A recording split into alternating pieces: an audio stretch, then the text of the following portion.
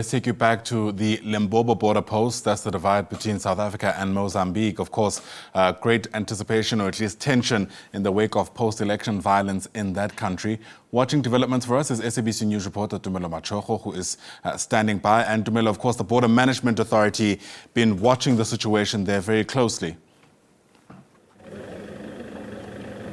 Well, indeed, the Border Management Authority has actually just been in a meeting now with the police here at the border and also the SANDF and also their counterparts from Mozambique. They've just been concluded that meeting and a walkabout here at the border gate. But let's get in the details from Dr. Masia Pato, who is the Commissioner of the Border Management Authority. Ndade, what's going on at the border? The last time we checked yesterday, the border was partially closed, and also this morning it was partially closed. What's happening right now?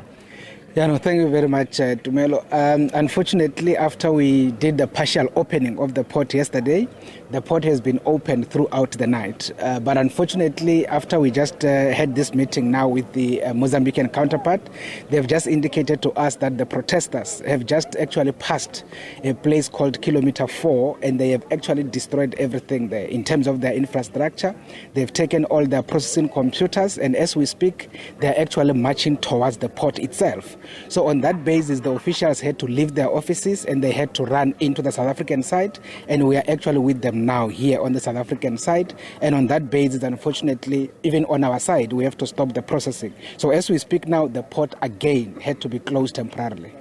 And also at Kilometer 4, we understand that's a lot of where the trucks are. Actually, some of the trucks that actually have to come and cross into South Africa.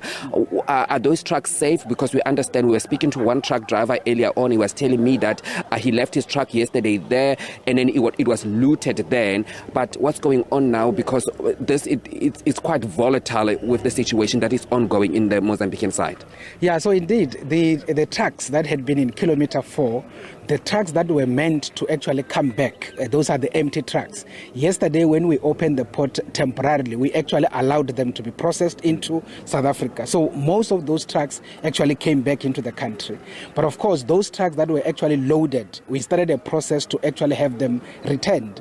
Although the process is very much complicated because the Mozambicans has to do a process, the trucks that were able to bring back were around 6 of the trucks that are carrying petroleum, because possibly those are very dangerous trucks. They can actually explode at any time. Those ones, we brought them back into South Africa, and then we actually, as we speak now, we place them at Kilometer 7 on the South African side, and they are safe. But in terms of those that had been there, the looting had actually unfolded, but fortunately they haven't burned the trucks. They basically took most of the goods that they were carrying, especially those that were carrying consumables, basically what we call the perishable trucks. That is basically the status as we speak. And also now that they're marching towards the border and they're going closer to us, how many kilometers are we talking about to the border? And also how many people are we talking about that are marching towards this border?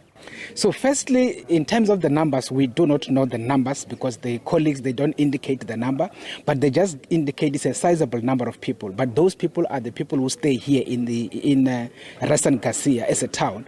And by the way, remember today they're supposed to go into Maputo city for the actual outcome of the recount, and also today is the last day in terms of their march as per their timeline. So on that basis, they're coming this side. The understanding is that they're coming this side to get mobilized so that they can move from here to Maputo city, where the actual activities are actually to take place that side. So the only thing why we are here with the SANDF as well as the SAPS as well as the border guards is to make sure that there is no any spill over to the South African side. And on that basis, we are monitoring the situation so that we can be able to decide ultimately at the end of today what is supposed to be the way forward. And also in terms of the police and then the SANDF, do you have enough manpower to actually, if they get closer to the border, so that you can start dealing with any eventuality that may happen? Yeah, no, indeed. I mean, it's just that you might not actually see, but we do have public order policing here. They came from Pinar. They are actually here via the deployment of the Provincial Commissioner of Police. And of course, we do have the local commander here in terms of border police. So the colleagues are actually well, ready to be able to deal with any eventuality. But of course, if the situation is to become seriously volatile beyond the public order policing, we also have some specialized teams. As you can see them, they are here to be able to address the situation. situation. We are not necessarily worried because we don't think their intention is to really push to come to South Africa. Yeah. Their intention is to get to their side and do some bit of a challenge. So as we speak now, we are also waiting for one of the leadership who came from Maputo that I'm going to meet now to be able to engage with him and be able to agree on what ultimately should be the way forward. And also the workers now that were also at the border that fled into South Africa now, how are they doing? Obviously, that's their country, and then emotion must be running high for them, especially because they also live in this community that is just nearby. Yeah, no, indeed. And that is why you will see that they've also done away with their uniforms because they don't want to be identified. They're just wearing normal civilian clothes. And on that basis, because remember, they're also staying here in the bungalows, basically the official residence on their side. So on that basis, they can't necessarily go there because they're not sure what will actually happen. And that is why we have actually allowed them to come this side. In terms of tensions, definitely they are very much afraid for their lives because in any event, the community of Ressano Garcia is very small community and the people know each other fairly. So they actually know them and that is why they came this side. In terms of their vehicles, since Thursday, they actually parked them this side, on our side, to make sure that they are protected from any vandalism or some kind of burning. As you can see here, they did burn some of the vehicles that belongs to the state and that is basically the status. So this is very much unfortunate and of course, South Africa is a country seriously impacted. I think you will see that if you go to Komati Port now, it is fairly quiet, So most of the people who literally do shopping there are mostly people from Mozambique. And as you can see, because of this situation, the port is very much quiet and the town is also very much quiet because of this reality. So ultimately, it has a serious impact in terms of our economics. The issue of the trucks, as they are still on the corridor, we are very much worried about them, but we have intensified security measures around them to avoid any kind of looting that people might want to do on the trucks on our side, actually criminality per se.